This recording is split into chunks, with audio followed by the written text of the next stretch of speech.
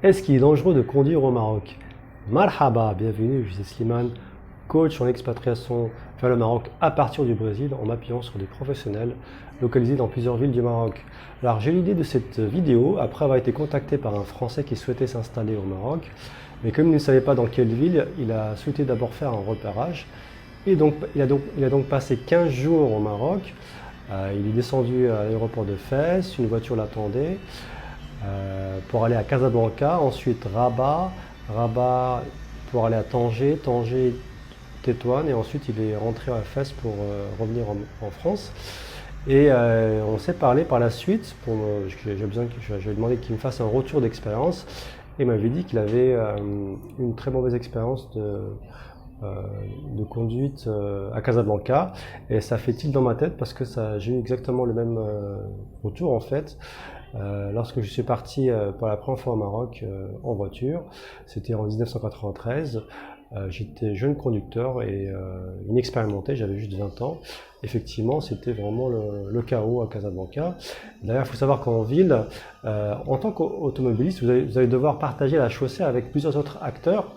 Avec les vélos, avec les charrettes tirées à bout de bras ou par des mules, les mobylettes, et aussi les dockers.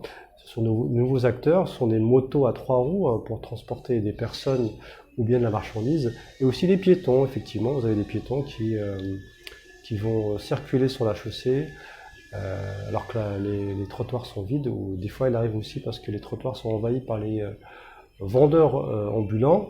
Alors tout ce petit monde, il a son propre code de la route, ce qui fait que ça crée une situation d'anarchie. Vous allez voir par exemple des vélos qui vont rouler en sens inverse de votre marche. Vous allez avoir un concert de klaxons dès que le feu passe au vert. Vous avez déjà vu sur des routes nationales des voitures dépassées par la droite d'autres voitures. Vous allez voir des piétons en ville qui sont obligés de courir en traversant le passage piéton parce qu'ils ont la pression des automobilistes, les 2 roues.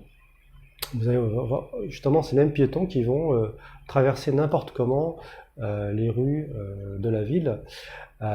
Tous ces comportements dangereux conduisent inévitablement vers des accidents, d'autant plus que le parc d'automobiles au Maroc il est vieux et mal entretenu. Alors les réponses des autorités sont diverses. Il y a par exemple des contrôles par la police nationale et la gendarmerie royale, avec les radars aussi. Donc je fais régulièrement la navette entre Agadir et Tiznit, et il y a systématiquement des tronçons de contrôle de la gendarmerie et de la police nationale. Donc il y a beaucoup de contrôles dans tout le royaume. Il y a aussi l'introduction du permis à points il y a déjà quelques années. Donc c'est des permis de 30 points à partir de 2 ans de permis. Et vous avez aussi le contrôle technique qui est obligatoire. Alors, les conseils que je peux donner par rapport à mon expérience de conduite au Maroc, c'est qu'au niveau des routes nationales, c'est de faire attention aux grands taxis. Alors au Maroc, il y a 2 types de taxis. Il y a les petits taxis que vous trouvez dans les villes, qui n'ont pas le droit de sortir de la ville.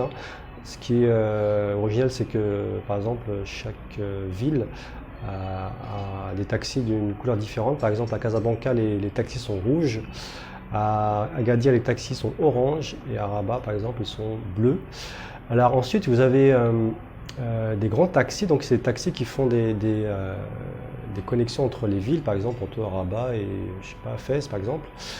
Et donc ce sont jusqu'à très récemment, on pouvait les identifier très facilement parce que ce sont des taxis Mercedes blancs, très anciens, années 80, 70.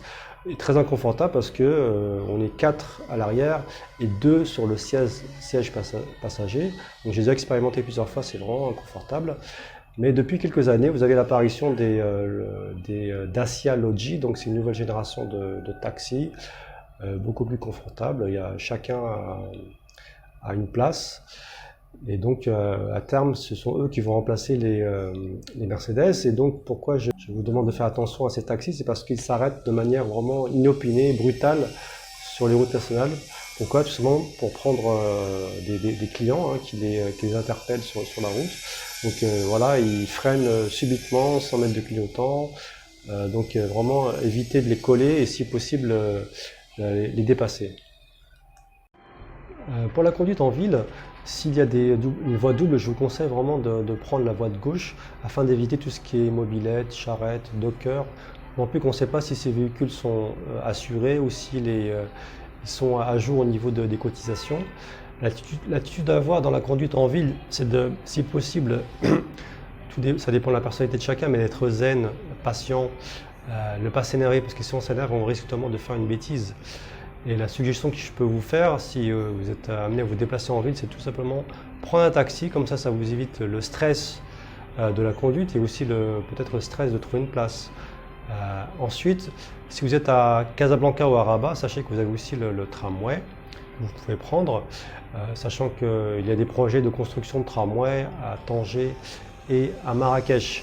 Ensuite, si vous voulez vous voyager, vous pouvez très bien prendre votre voiture, voilà, pour aller par exemple entre Casa, Marrakech ou Agadir, sachant que là il y a l'autoroute, on a un réseau autoroutier très bon, et donc d'autant plus que comme le péage coûte cher, donc il y a moins de véhicules.